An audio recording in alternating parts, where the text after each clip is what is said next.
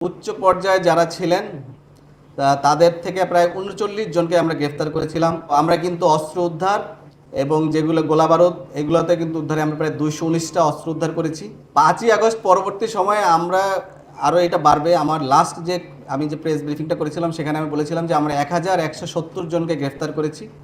এর ভিতরে উচ্চ পর্যায়ে যারা ছিলেন তাদের থেকে প্রায় ৩৯ জনকে আমরা গ্রেফতার করেছিলাম। এরপরে যাদেরকে বিভিন্ন সামাজিক যোগাযোগ মাধ্যমে আমরা দেখতে পেয়েছিলাম ১১ জন ছিল, এটা এখন ১৫ জনের মতো হবে। যাদেরকে অস্ত্র হাতে বিভিন্ন সোশ্যাল প্ল্যাটফর্মে আমরা দেখেছি যে তারা ছাত্র জনতার উপরে গুলিবর্ষণ করেছিল, এরকম এটা অলরেডি ১৫ ক্রস করবে। যেটা আমি লাস্ট যেদিন প্রেস ব্রিফিং করেছিলাম সেটা ১১ জন ছিল। এছাড়াও আমরা কিন্তু অস্ত্র উদ্ধার এবং যেগুলো গোলাবারুদ এগুলোতে কিন্তু উদ্ধারে আমরা প্রায় ২১৯টা অস্ত্র উদ্ধার করেছি।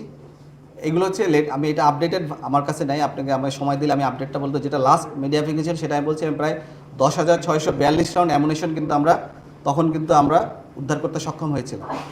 এবং আমাদের এই কার্যক্রম কিন্তু চলমান আছে। এবং আমরা বলতে চাই যে কারো কাছে যদি কোনো তথ্য থাকে এবং যদি কেউ আমাদেরকে দেন, আমরা তাদেরকে সহায়তা করি না বা সেখানে কোনো কাউকে দেখা যাচ্ছে আমরা করছি না, এই ধরনের কখনোই হবে না। র্যাব সবসময় আপনাদের সাথে আছে, সাধারণ জনগণের সাথে আছে এবং আমরা সবসময় আমাদের উপর যে দায়িত্ব কর্তব্য যেটা আছে ম্যান্ডেট অনুযায়ী আমরা সেটাকে অনুসরণ করে আমাদের সর্বোচ্চ আমরা করে যাব। ৩৯ জনকে বললাম, ৩৯ জনকে বড় পর্যায়ের নেতা যারা 39 তাদেরকে তো আমরা গ্রেফতার করেছি, যারা মামলার ১ নাম্বার ২ নাম্বার আসামি। এবং প্রতিদিনই আপনি দেখবেন যে রাঘব গোয়াল যারা তাদেরকেই আমরা ধরতেছি। আমরা ছোট পর্যায়ের যে স্ট্যাট সেটা আমি বললাম যে আপনাকে আমি ১১৭০ জনকে ধরেছি সর্বমোট। বিভিন্ন এলাকার যারা নেতৃস্থানীয় নেতা ছিলেন এবং যারা ছিলেন তাদেরকে আমরা টোটাল 39 ধরছি এবং এটা সংখ্যাটা আরও বেড়ে যাবে। এটা 39 হচ্ছে, আমি লাস্ট প্রেস ব্রিফিংয়ের কথা বলছি। এখন এই কয়েকদিনে আরও যোগ হয়েছে। আমরা কিন্তু ধরছি, আমরা কাউকেই ছাড় দিব না, আমরা কাউকে ছাড় দিব না এবং দিব না। এবং যখনই আমরা সুযোগ পাবো তখনই আমরা সবাইকে আইনের আওতায় নিয়ে আসবো।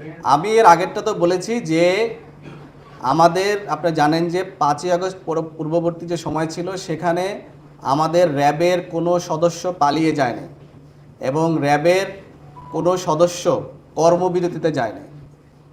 এটা অন্যান্য অনেক বাহিনীর ক্ষেত্রে হয়েছে, কিন্তু র্যাবের কোনো সদস্য, আমাদের এখানে র্যাব একটি কম্পোজিট ফোর্স, এখানে কিন্তু প্রায় ৮টা বাহিনী থেকে কিন্তু এখানে আমাদের বিভিন্ন সদস্যরা আসেন। সেখানে মূল যে প্রায় 44% কিন্তু আসে পুলিশ থেকে এবং এই সবচেয়ে বড় অংশটাই হচ্ছে পুলিশের এখানে। সো কিন্তু এখানে আমাদের কিন্তু যেটা অলমোস্ট 50%-এর কাছাকাছি, অর্ধেক। সো সেখানে কিন্তু, এবং আমরা কিন্তু র্যাব খুবই একটা ছোটো একটা বাহিনী, 10,000-এর কাছে প্লাস মাইনাস একটা ফোর্স আমরা। সো এই 10,000 ফোর্সের ভিতরে 44% পুলিশ, কিন্তু আমাদের কোনো সদস্য কিন্তু পালিয়ে যায় নাই এবং কোনো সদস্য কিন্তু কর্মবিরত যায় না।